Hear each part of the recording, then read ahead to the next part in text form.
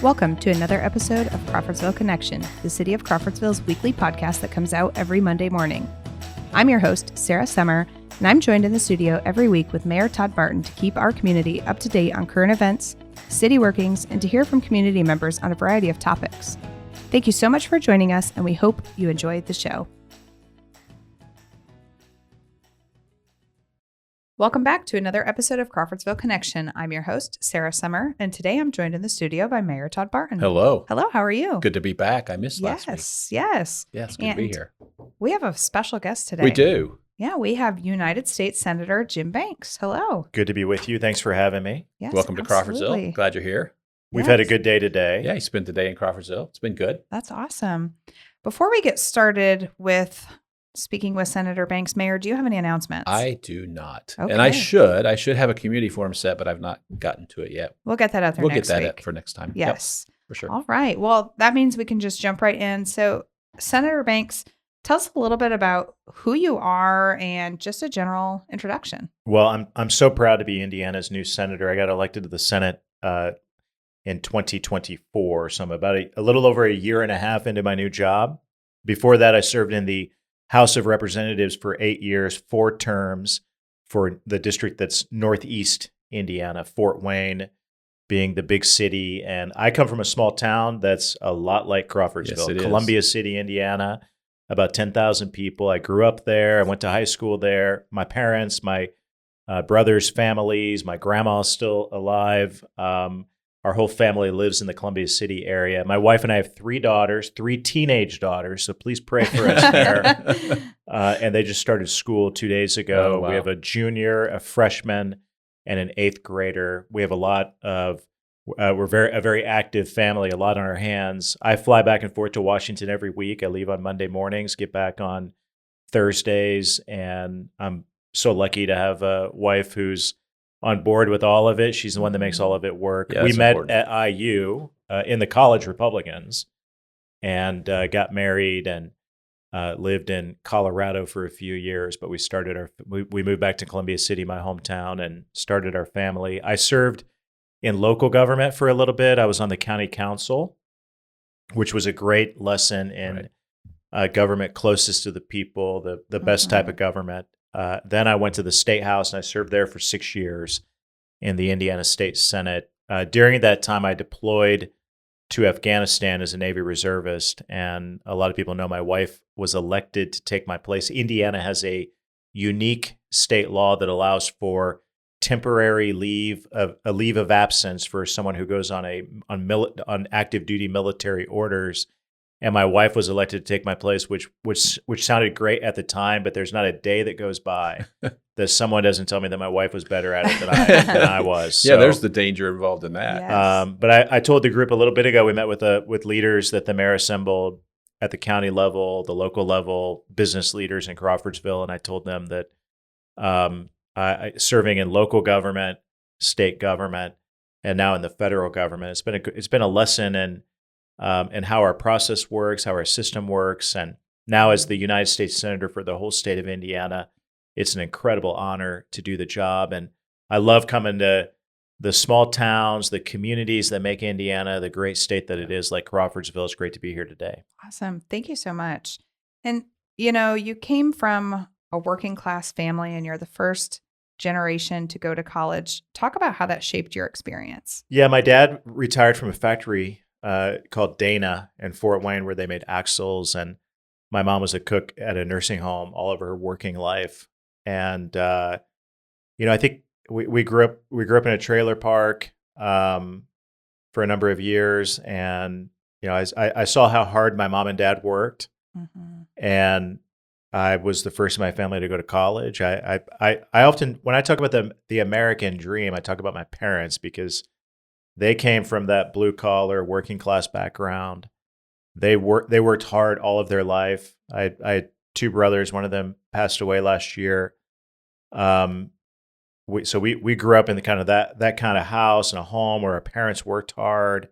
My parents, I don't know that they articulated it this way, but their idea of the American dream was that their 3 boys could grow up and do better than what they did. Right. Yeah. And for me, that was go to college, I've been so lucky. I mean, I look back at look at where I came from, and so lucky to be able to do what I get to do and live the American dream. And that's what makes this the greatest country in the history of the world, is that you could grow up in a trailer park, be the son of a factory worker, and grow up and be Indiana's United States Senator. I mean, this country is unbelievable. It's truly great. America 250, this great celebration that we have going on right now, celebrating the greatest country in the history of the world. To me, it's very personal because of the opportunities I've been given, and I'm so proud to come from where I come from and to live in my hometown, to represent my hometown and my home state, and the people that made all that possible for me. And I worry though about what that's going to be like in the future.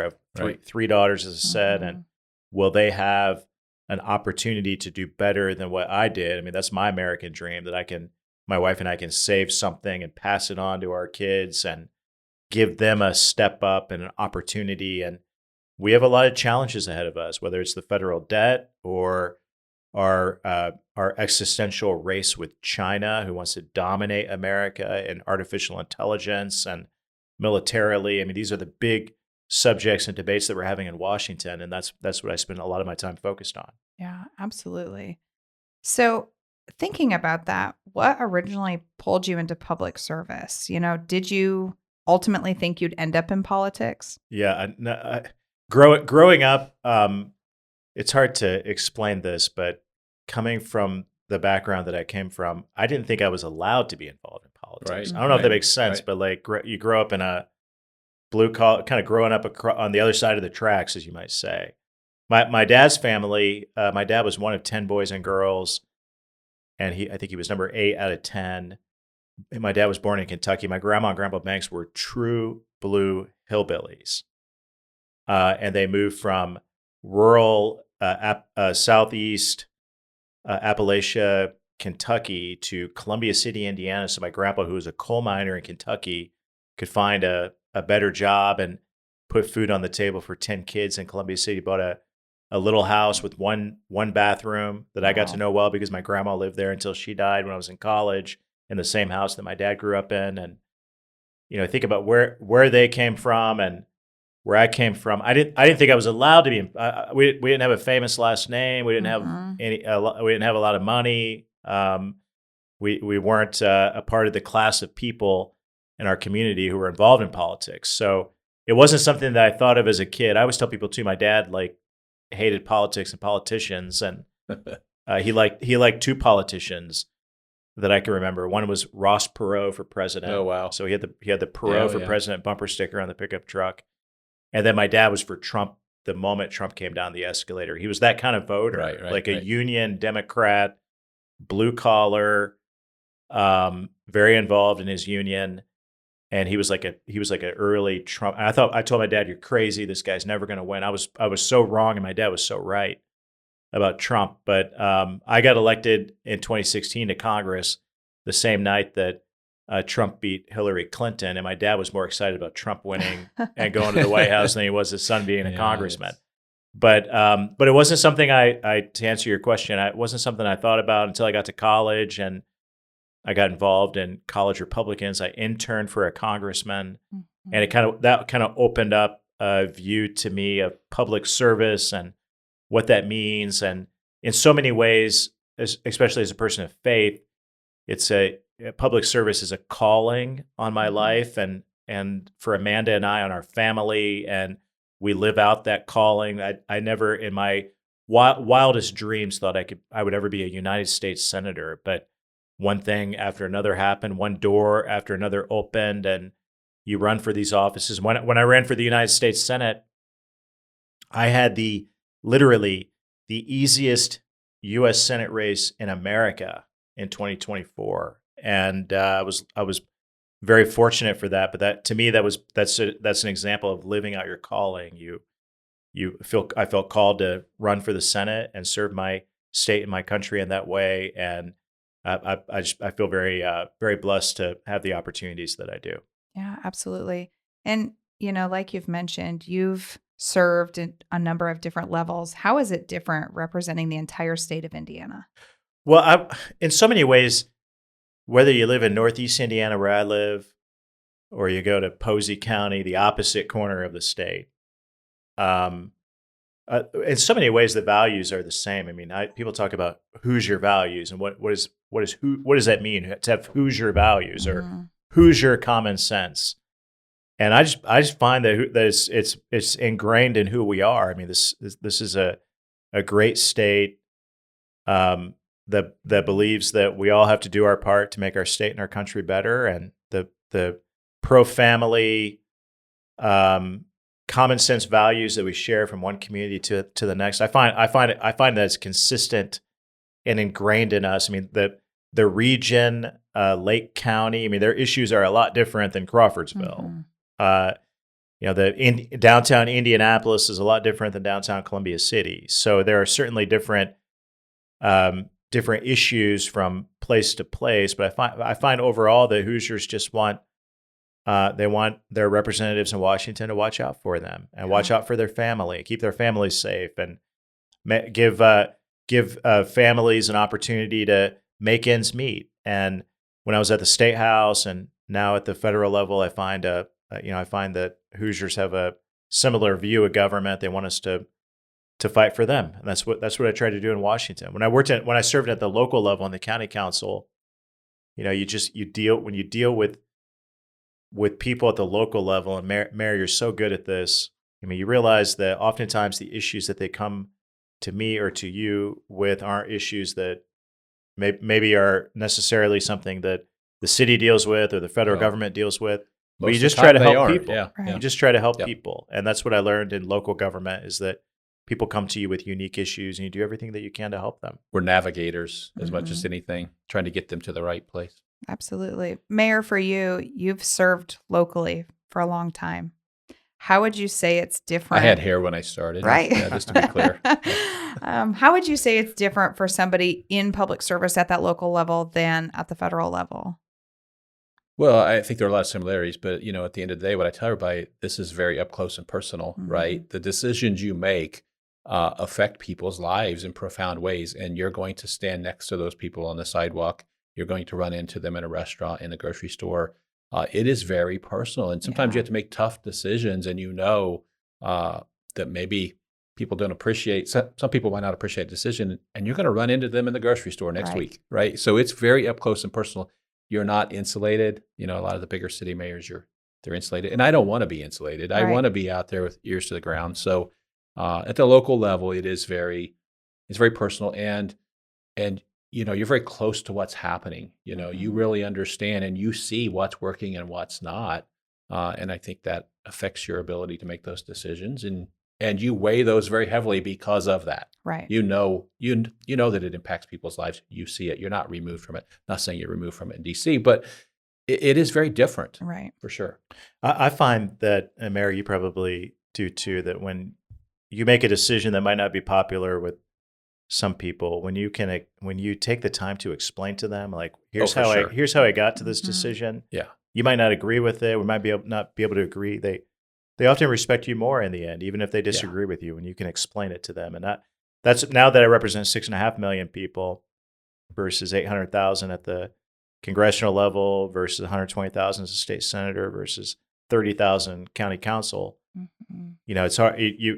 You have to have a bigger microphone to explain the issues that you have, and instead of talking at although I do, I go to the grocery store and sometimes my wife says, "Why did it take you so long? Why did it take you so long to get the gallon of milk?" Because people want to talk about the issues in Washington. Yeah. But I think that's one lesson I learned from local government is just take the time to explain to people why you voted the way that you did, and people will respect you more even if they disagree with you. Yeah, and what I found here is too, when if you go down a path and it's not working, just tell people. I'll tell everybody. We did that with economic development. My first term, we went down a particular pathway, and at the end of the first term, I said, "This is not working. I'm just going to tell you, we've spent this money, we've put all this effort in, and we have no wins. We're going to change course." No pushback at all. Well, I had pushback, but not in that way, right? Yeah. So you just got to be honest with people, but it is very personal at the local level, for sure. Absolutely. Well, Senator Banks, let's talk about a typical day for you. What is the day in the life as a U.S. Senator? Well, one thing I love about the job is there really is no typical day. This is the August recess, so I'm home in the state. Got to spend the day in Crawfordsville today. I love that part of it. You go out when you're home, you can go out and meet people, visit with them, and hear from them. We had a roundtable discussion, as I said earlier. Spent some time at Wabash College and learned more about some of their challenges and what's going great at Wabash College. There's a lot to be proud of there.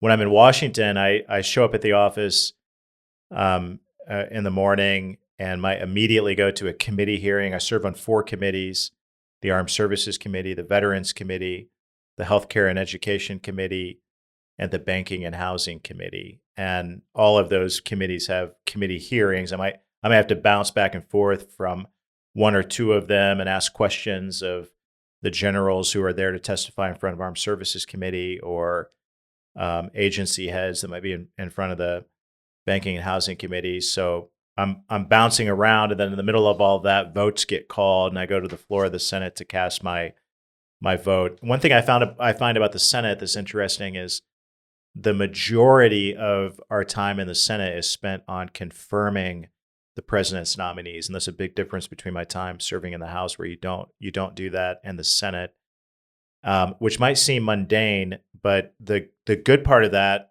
as a senator is I get to know all of these nominees to not just to cabinet positions. So those are the ones everybody's heard of, but when you get into like the undersecretaries and some of the agency heads of government bureaucracies that most people have never heard of, well, you can, and then you meet with them and they ask you for your vote to confirm them.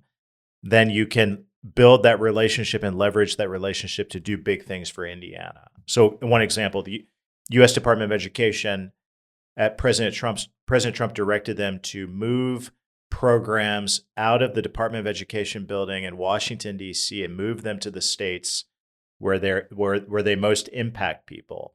And getting to know Secretary Brooke Rollins and a lot of her undersecretaries who are confirmed by the Senate, I was able to lead a group of state leaders, ag leaders, business leaders from Indiana to go make the case that Indiana, there's no better place in America to administer these government programs than in Indiana. And we convinced the administration to move a large program with hundreds of jobs that directly affects Hoosiers and Indiana farmers and our ag industry to Indianapolis, and that's a big win for our state. So I love that part of being a senator. No day is the same.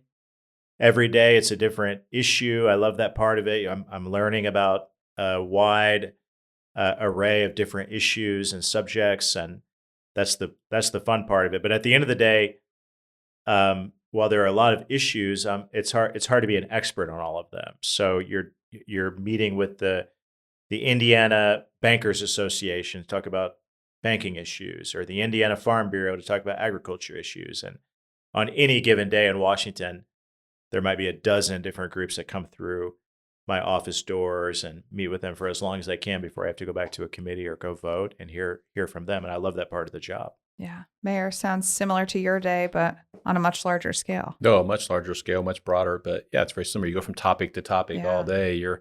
In my case, you're talking about sewers, and then you're talking about public safety, and you're talking about economic development, and go down the list. So yeah, it's a broad array, but that's what keeps it interesting and what keeps it challenging is being able to touch all those areas and certainly not be in the weeds too far in those areas, but provide the guidance for how we address those issues. Yeah.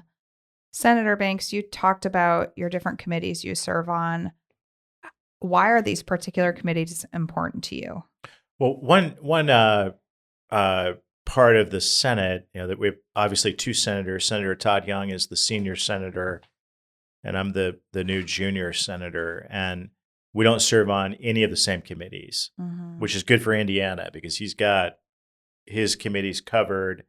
He's on the Finance Committee, which oversees tax policy. He's on the Small Business Committee. I'm on the 4 committees that I mentioned. And that means that we can work on different areas, different issues for the state. My particular passion as an Afghanistan veteran, Armed Services Committee, supporting our troops, supporting Indiana's defense industry and growing it, really good paying jobs for our state. One good example of that, the Golden Dome that President Trump announced a year ago. It's a lot like the Iron Dome in Israel, is going to largely be built in Indiana. L3 Harris makes all of the space satellites for the military in Fort Wayne, where I come from. And they got the contract to build this giant a giant part of the Golden Dome right here in Fort Wayne, Indiana. In my small hometown in Columbia City, we have a company called Ultra Electronics that makes almost all of the sonobuoys for the United States Navy. They make them in Columbia City, Indiana. Hundreds of really good paying jobs. Rolls-Royce is about to make another $1 billion investment in Indianapolis to make more engines for the next generation fighter jets for our military. We have a lot. Indiana is already the top manufacturing state per capita in the whole country. But as the defense industrial base grows in Indiana, we're going to do even more and better things for our military. So that part of it's important. Not to mention the Crane Navy base in southern Indiana, which is really the next Huntsville, Alabama, when it comes to attracting jobs and industry and investment and research. And I'm really proud of what's going on there. That's a area that I spent a lot of time, kind of a pet project of supporting what's going on there. But across the board, from that to replacing the Roudabush Hospital, which is a antiquated veterans hospital in downtown Indianapolis with a state-of-the-art facility, $1 billion plus investment in veteran healthcare delivery for Hoosier veterans. That's a passion project too. So many big things on the horizon for Indiana that I'm excited about, but the committees give us a kind of a front row seat, but in the Senate, you can work on issues that aren't on your committee as well and be involved in those issues. And, the long-term goal is to be a leader for our country and do good things for Indiana. And we're off to a good start. That's great. Mayor, some of these federal priorities, what things stand out to you that could directly impact Crawfordsville? Well, they all do. I mean, really, Mm-hmm. We were just talking in our roundtable earlier. I mean, tariffs are a big issue, because it's complicated, it really is. And different industries here are affected in different ways. So we kind of watch those things. And we've talked about early learning, childcare. Me personally, I mean, the FEMA piece is really important to us, and FEMA reform is really something we've been watching. We see how that system gets clogged up and it doesn't work. And so that piece has been really important. All the transportation stuff. Do we have railroad issues in Crawfordsville? Yeah, we have railroad issues in Crawfordsville. So that plays into all of it. And certainly we're behind our veterans 100%. So, what Senator's supporting with Roudabush in Indianapolis that has a profound impact on people right here in our community. So many of our veterans depend on, the VA for medical care in Indianapolis. So it's all tied together, and it's all things we have to think through. And I'm just glad that sometimes we can offer some input from the local level, what we're seeing boots on the ground, because I know you're bombarded with information from 1,000 different sources, right? I know what that's like, but just experience, what are we seeing here in Crawfordsville, and how's this affecting us, and what could we maybe do? Yeah, absolutely. So when you're thinking about the biggest challenges, what are those big challenges facing the U.S. and the Senate? Well, I would start with the national debt. I mean, right now we pay more in interest on the national debt than we do for the entire budget of the Pentagon. So you think about, which is almost $1 trillion. We just pay in interest every year. Wow. And you think about what could you do with $1 trillion in America? You could build a lot of schools. You could build a lot of military equipment. You could build a lot of roads and bridges and infrastructure.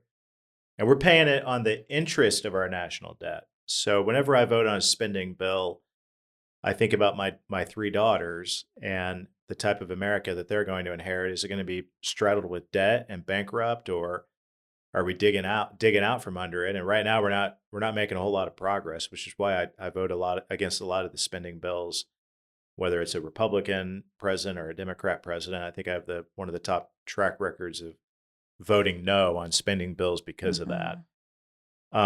On the flip side, the AI economy and what's emerging has the potential to be really good for America. and really good for Indiana. I chaired a subcommittee hearing a couple of weeks ago in the Education Committee, and had experts from universities like IU come and talk about the AI economy. The good news is that we have not seen any mass job eliminations because of AI. So to the doomers out there that think that the AI is going to kill all of our jobs, it just hasn't been the case. But there are signs that many white collar jobs eventually will be phased out, and you see like the call centers in India have been eliminated. Those kind of jobs, or back office like financial services type positions are being over time would be phased out. But what would that be replaced with? We're going to need a lot more engineers and a lot more construction workers. I worked for a construction company and for a number of years in Fort Wayne. I mean, you think about the trades and the investment and those types of jobs. There are going to be unlimited opportunities for our young people in America to find really good paying jobs and to do significant things. But we have to be ready for it. We have to prepare for it. And one thing that I'm trying to focus on as one of the younger senators in the United States Senate. Whenever I'm around my daughters and go to their, whenever I'm home, I don't feel young, but when I go to work, I feel young in the United States Senate. It's kind of like a nursing home. When we talk, I say that because when we talk about artificial intelligence and the future, there's a lot at stake here, and we have to do more to understand it, what's coming, and prepare for it.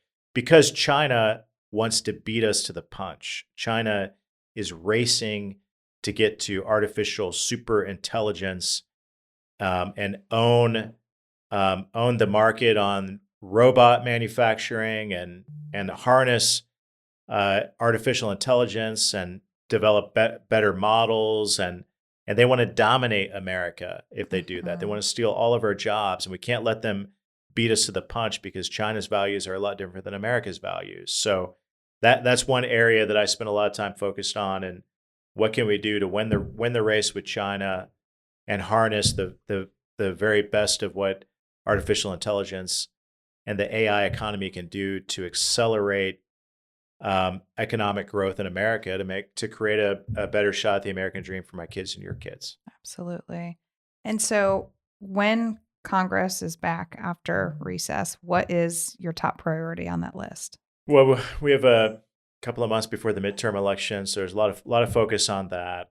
And one thing that we don't want to do, and I don't think most Democrats want to do this either, even though they shut down the government last year. We all want to avoid a government shutdown. It's irresponsible. It's not. I mean, it's the basic function of the Congress is to fund the government, and government shutdown is bad for our military. It's bad for our economy. It's bad for the country. So right before we left last week, we passed a spending bill to keep the government funded until later in the year. And when we get back, hopefully the House will pass it. And it'll be the first time I've been in Congress for 10 years. It'll be the earliest point in the 10 years that I've been there that we funded the government to avoid a government shutdown. So that's a big issue. Other issues that we have on our plate, there's a real effort to fix college sports.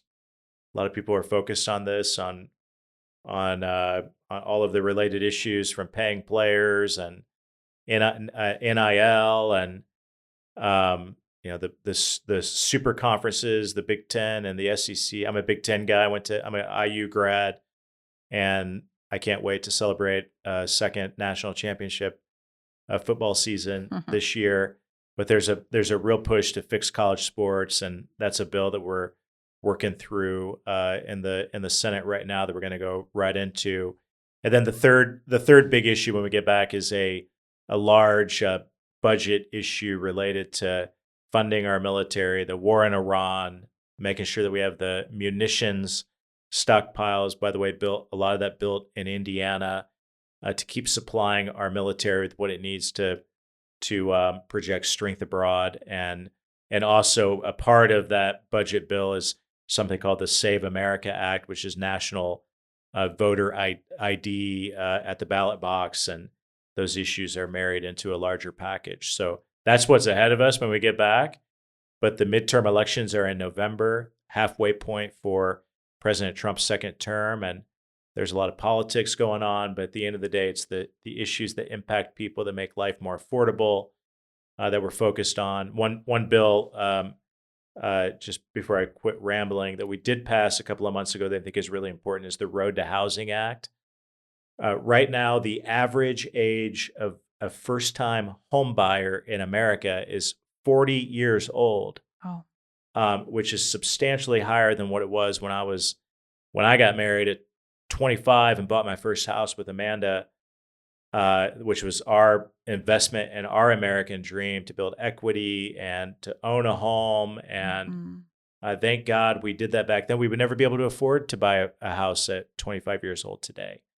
We passed a big housing package that was very bipartisan, the Road to Housing Act, that works with communities like Crawfordsville to unlock federal grants and to abolish barriers, red tape, and regulations to allow you to turn vacant industrial buildings and other sites into multifamily housing, and to help local communities fix the housing crisis to move us forward on that front. I think that those are the types of real issues that we're focused on that I'm proud to work on in the Senate. Yeah. What would you say Hoosiers should be spending the most attention to?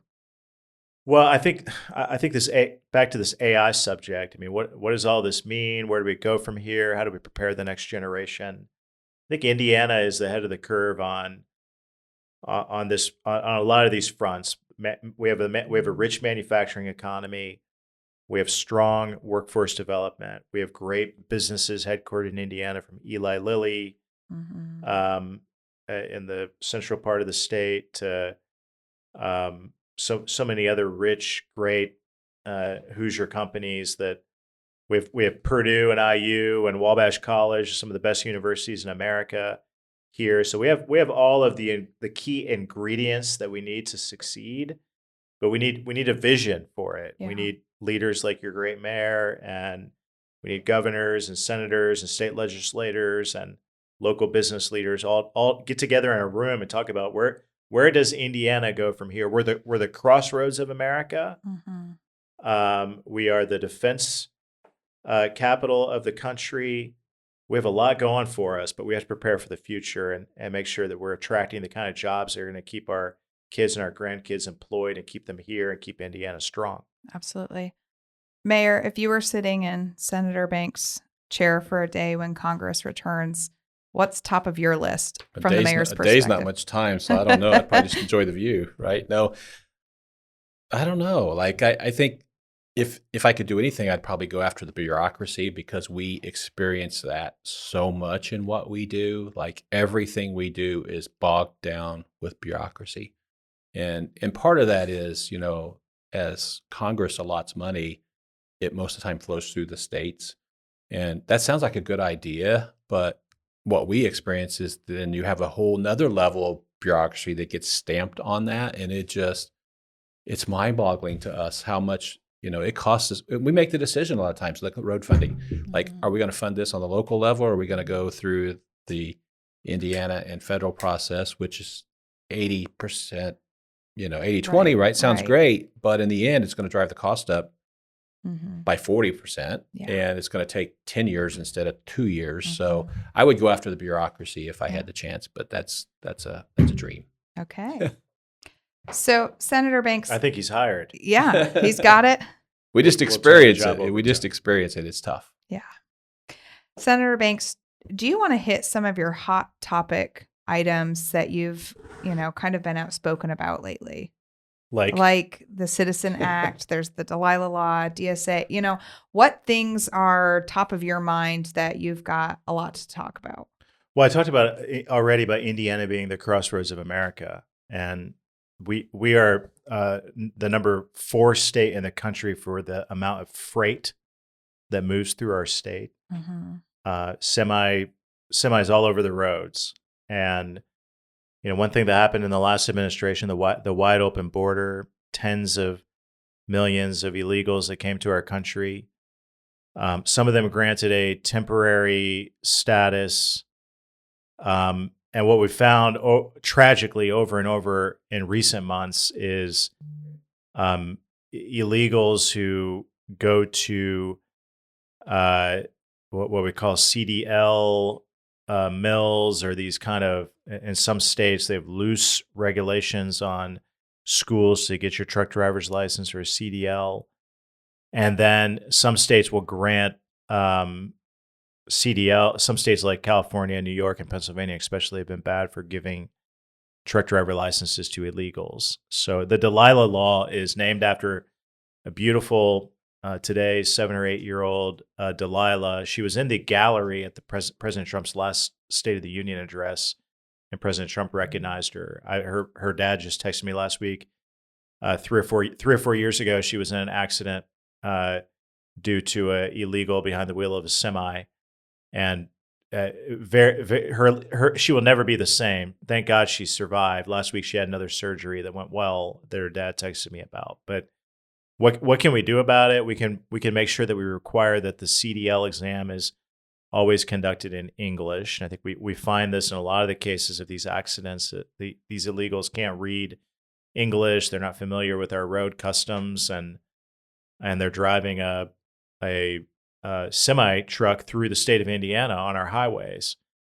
So the Dalilah Law would require the test be conducted in English, and that it would crack down on some of the states that give the CDLs to an illegal and take away federal funding from those states if they continue to grant that. So a serious issue, because even last week, another accident, we continue to hear about them on especially I-70, I-69, which goes from my part of the state to Southwest Indiana. We have highways going in every direction, and these types of incidents keep happening. At the same time, because of the tens of millions of illegals that came into our country, 250,000 babies are born every year to illegals in America who are granted birthright citizenship. And while we are compassionate in this country, the founders didn't envision that those who came here illegally, that their babies would automatically be granted citizenship. In fact, that becomes a magnet to individuals to come here illegally to have a baby, so that baby is a citizen, and then through chain migration, then the parents become citizens too. And then you have this whole birth tourism dynamic happening, where you have like businesses popping up in Texas that they sell these packages, come here and have a baby, and then you had a Chinese billionaire through surrogates had 100 babies in America that he paid for, and they all became citizens. And so you have those kind of things happening. The Supreme Court struck down an executive order by the president to outright ban birthright citizenship. But one thing that we learned from the decision about it is that all 9 Supreme Court justices, the liberals and the conservatives, all agree that the babies of what the 14th Amendment calls invaders, it's actually the language from the Constitution, should not be granted birthright citizenship. So if Congress declares that the estimated 20 million illegals in our country have invaded our country and come here illegally by an act of Congress, then those babies would not be eligible for birthright citizenship, which is what my Citizenship Act does. It's been introduced in the Senate and in the House, and growing support to try to fix what I think is a serious issue that I've heard from a lot of Hoosiers that just think it's unfair that birthright citizenship would be granted to the babies of those who would come here illegally. Okay, Mayor, how do you think that these directly impact the residents of Crawfordsville, or what should people in Crawfordsville know and understand about these two issues? Well, I mean, we deal with it a lot, right? I mean, if you look around at our industries, we're a manufacturing community. We have to navigate and understand the immigration issue for sure. We have to be able to work our way through that, and we've seen, we've not had a tragedy here with the CDL issue, but we've seen the effects of that. We actually deal with that a lot. People don't realize it. Like, I don't know how many calls we get to our office about the trucks off the truck routes on the west side of Crawfordsville. That's an ongoing thing, right? And most of the time it's because the driver can't read the signs Mm-hmm. and doesn't see the sign that says no trucks allowed and $2,500 fine. Mm-hmm. So although we've not had a tragedy, we deal with it in a very real way, Right. and there has to be some protections put in place. We're a manufacturing community, so there are trucks coming from all over to come here all the time to get product all day, every day. Mm-hmm. And so we deal with both of those issues. And I think, the immigration issue has been especially interesting and challenging for us because our employers depend on figuring that out. So Right. we're trying to work through that and navigate that. And, as that is clarified at the federal level, it makes it much easier to navigate here Mhm. locally. Absolutely. And thinking about political division, is America actually more divided? And what's your stance on that? Well, we've always said differences of opinion, and that's what makes America great. Mm-hmm. I think one thing that we have to fix in this country is getting us back to a place where people who disagree can get in the same room and have a disagreement and still respect each other. And I find that we're at a point of division where that's too uncommon. But you look back at American history, and this is such a great country. I mean, what we've been through in the past, we certainly were more divided in the Civil War Mhm. and maybe in the '60s and other periods. I think we are very divided, and the rhetoric related toward that can prohibit us from having constructive conversations. But we have to get to a place where we can have healthy disagreement. Now, what I do worry about is, right now we're having a debate between especially in Washington. I don't find this in Indiana, but especially in Washington, about socialism versus capitalism. And I grew up. I told you about my dad a little bit ago. Kind of more of your Union Democrat. The socialists, the socialist wing of the Democrat Party.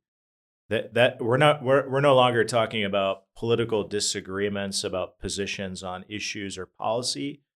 We're talking about a difference about political systems. Mm-hmm. And you have some Democrats in Washington.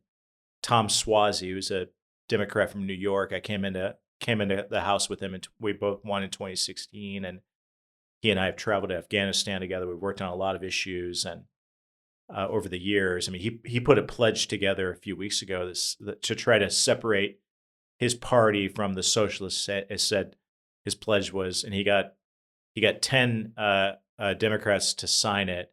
We are capitalists, not socialist. So I think there is some pushback on the other side to say we reject socialism. We don't want America to become a socialist country, or we will lose that American dream. We will lose that American dream for generations to come. So that's a area where I am concerned about where we're heading, where we're having a serious debate about that. And I imagine not as much in this midterm election, but in the presidential race in 2028, when you have candidates on the left and candidates on the Republican side, I imagine that the debate will be about what turn does this country make? Do we turn towards socialism, or do we recapture our identity as a capitalist country where you can go out and build something, create a business, create opportunity, chart your own destiny, or whether you want the government to chart your destiny for you? And that's probably a necessary debate for this country to really have. But I know the answer to it. I know what America is and what makes America great is that being the land of opportunity. I think we want to preserve that. Yeah.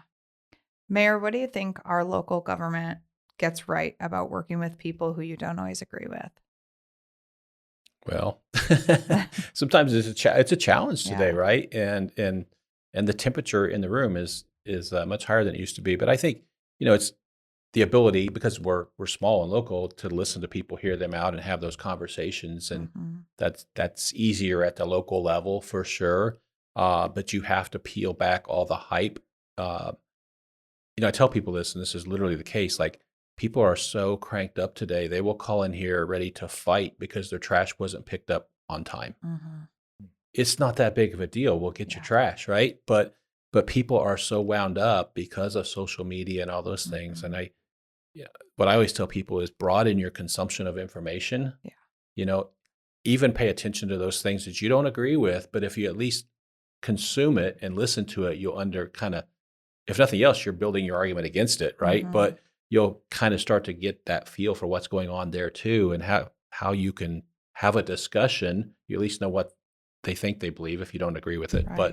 But yeah, it's all those things coming together. But I think at the local level, it's just easier to have those conversations. But I say that, and I'll put an asterisk there, that it has become more challenging than ever, without Mhm. a doubt. And we see that quite a bit. I think we fare better here than a lot of smaller communities, Yeah. but it's still tough, right? Because of the influence of social media and 24-hour news. Like, people watch one version or the other, and they're fighting mad. Like, they're Mhm. just ready. And so we have to calm them down and peel back the layers and say, okay, let's talk through this. And at the end of the day, like, here, we all want a better community. We just Yeah. have to figure out how to get there. Absolutely. So we've talked a lot about the future. Looking ahead, if we're sitting here in 2036, what do you think America looks like? What's going to change the most? How are jobs going to look? The education system? What's going to be different?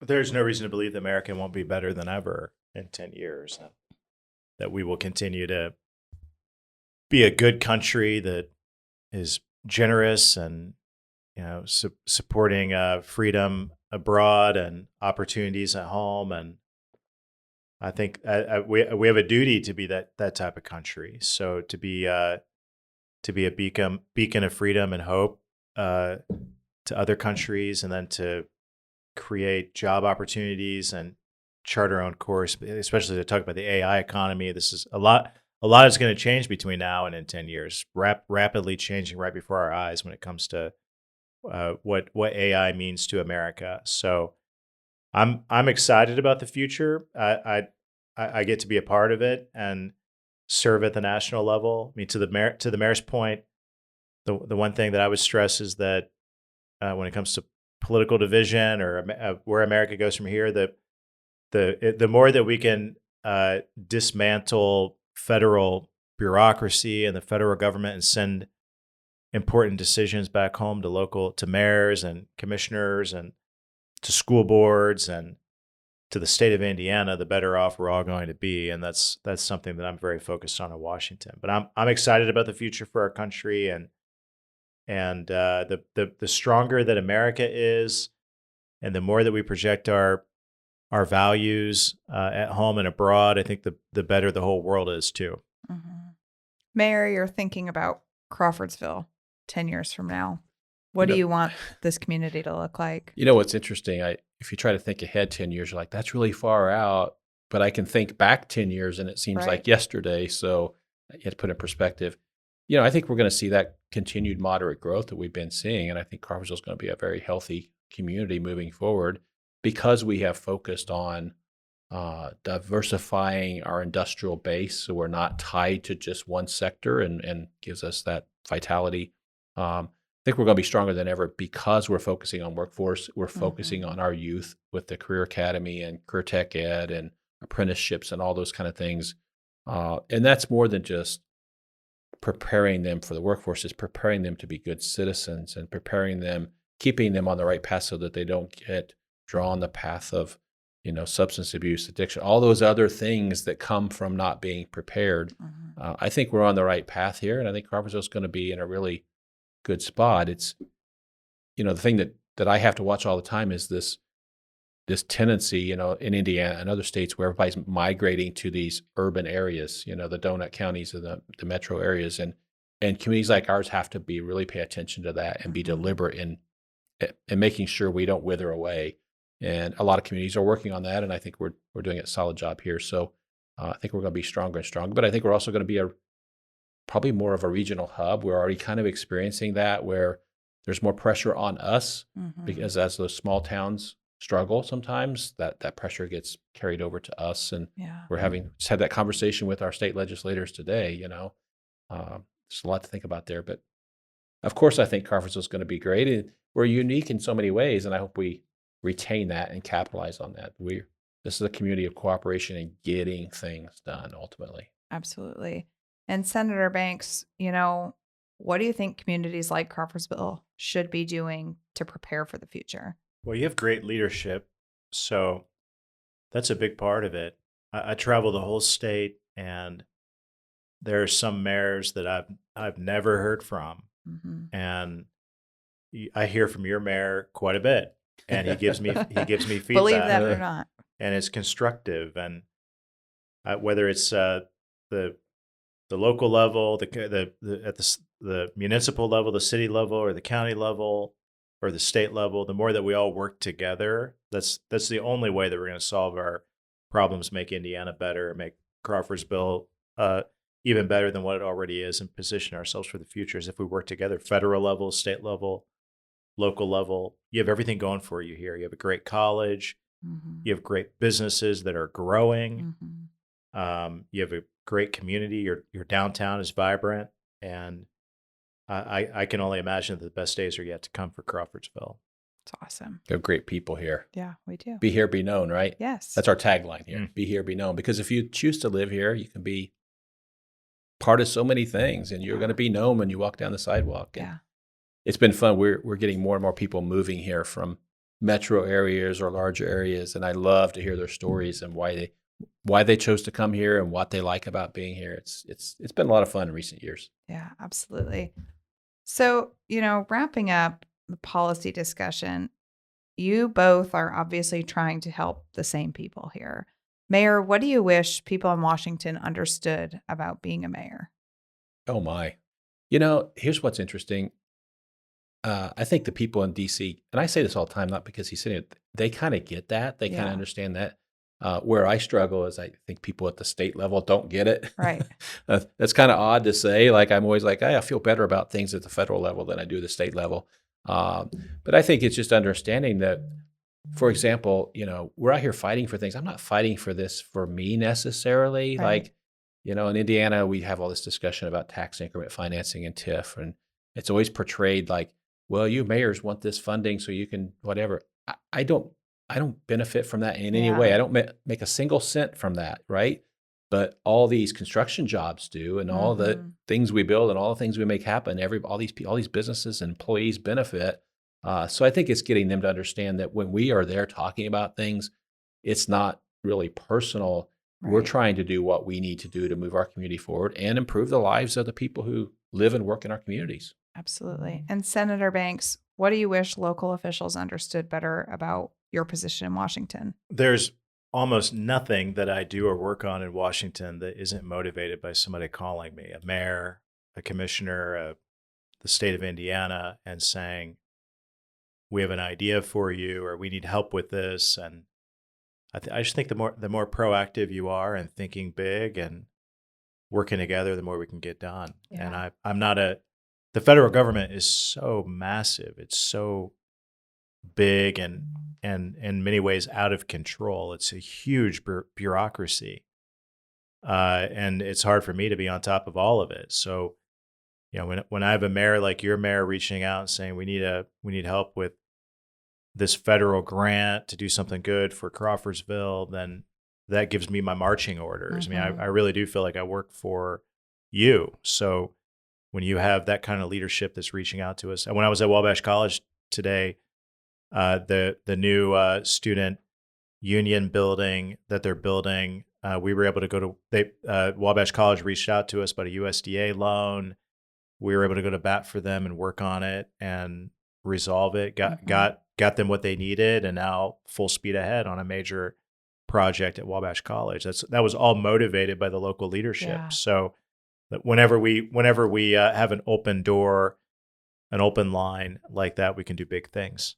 That's awesome. So what's the best way for a Crawfordsville resident to contact you? It's never been easier to reach out to an elected official at the local level, the federal level.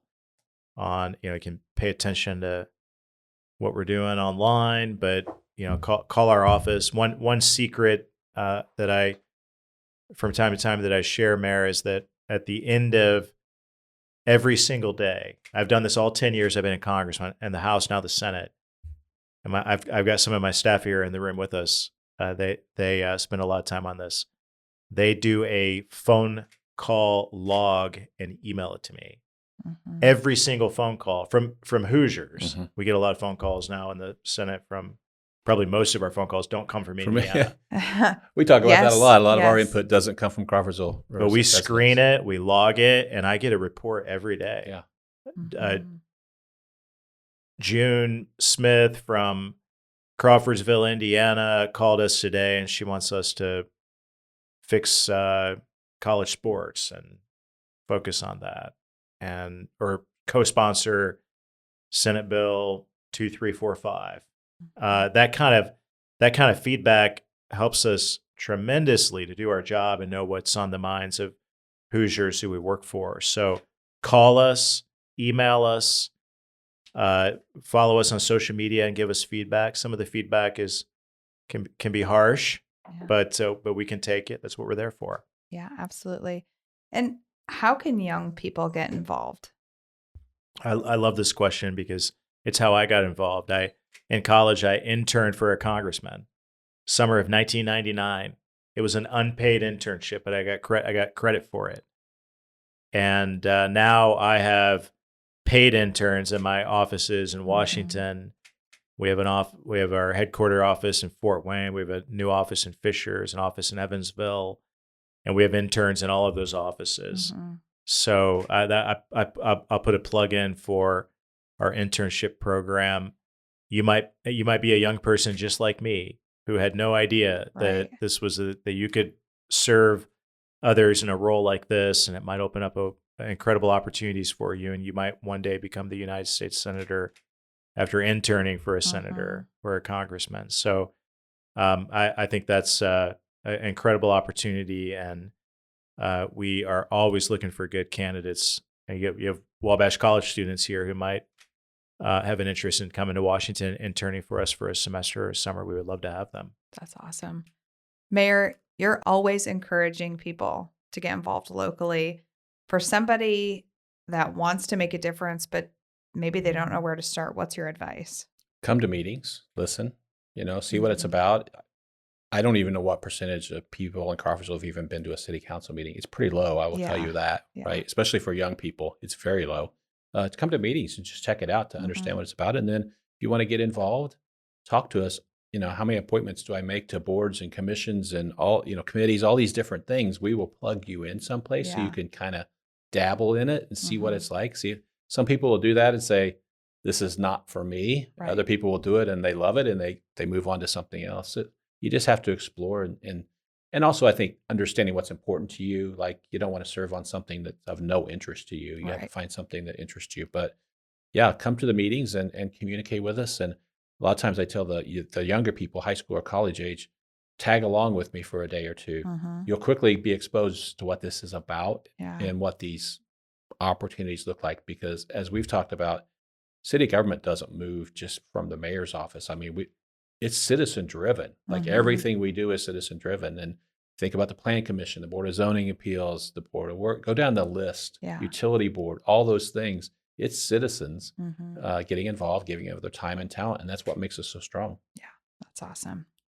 Well, as we wrap up, I know you've mentioned this, but we'll set the record straight. IU or Purdue? Yeah, no. Now that I represent Purdue, it's a little trickier, but I bleed Indiana University, cream and crimson, and will proudly root for the Hoosiers every chance that I get, no matter who they're playing against. The tougher question is DePaul versus Wabash in the Monon Bell game. So I won't. Well, that's a no-brainer. That's an easy one for me, but yes, no pressure there on that one. Yeah, absolutely. And if you weren't in your current role as mayor or senator, what would you be doing? It's a great question. But the best job I ever had was with a family-owned construction company in Fort Wayne. I worked in the business part of it on the business development, and I love that world and being a part of a large company that built a lot of big buildings in Indiana and kind of see that process from the ground up.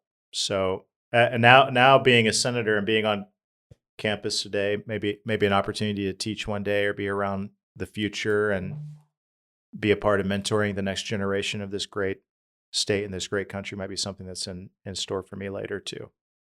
What about you, Mayor? That's a tough one. There are a lot of things I would like to do. Probably not many that I'll get to do. So, I would give anything to go back to my roots for a day or two, but that's a young person's game. So being a firefighter, I don't think it's in the cards. Like if I was a mayor, it's not in the cards. I'll tell you that. You don't want to suit up. That's not going to happen right now. But I think you think going back like that. But in reality, like if I wasn't in this role, and I'm going to see this through in Crawfordsville, we have a lot going on. We're going to make it happen.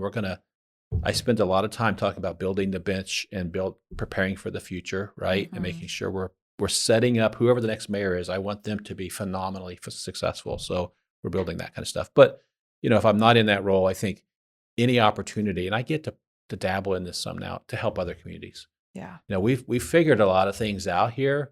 And the opportunity to go spend time with, especially new mayors. I love working with new mayors, right? These are the things you have to watch out for. These are things you need to think about. This is how you get organized. That's the hardest part. Yeah. These are the things to do. And so something like that would be fascinating to me. And then, I love to read and write. So I don't know. We'll see. I might write a book and maybe 2 people will read it, but hey, I'd felt better having written it, right? Yeah, absolutely. I'll read it. Yes. I'll read it. Yes. We've got some local fans, our local listeners. I bet they No, read a we book. do. And our listeners are fantastic. Yeah. And I know I've said this before. I appreciate, I was at Dining with the Chefs the other night, the fundraiser for the Montgomery County Free Clinic, and so many people came up and they know the topics. They listen to the podcast. They'll ask me very detailed, specific questions about things we've talked about on the podcast.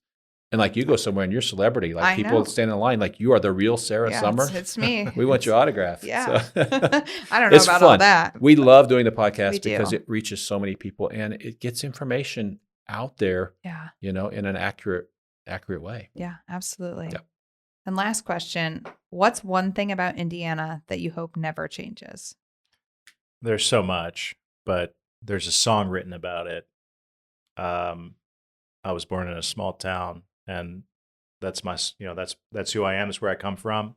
It's what Crawfordsville is, what Columbia City is, the makeup of our small town communities, the people, the churches, the small town businesses. I mean, we have the very best. That's what makes Indiana great, and I hope that never changes. Absolutely. What about you, Mayor? Yeah, I kind of agree. it's the smaller communities that make us so incredibly unique and different and powerful. And when I spend time with the mayors from around the state, every community is so different, but yet we have a lot of similarities in what we're doing. But it's just so interesting to travel around and see all these things, and then just as an ordinary Hoosier, right, in my pickup truck and my blue jeans, yes, just to go travel around this state and just all the different things you can do in the state is really, really cool. I love it the way it is, and it's going to change. We know that. How do we balance? Just like Crawfordsville, how do we balance that growth in a way that moves us forward and we grow, but we don't lose who we are? Right. And that's what we deal with a lot.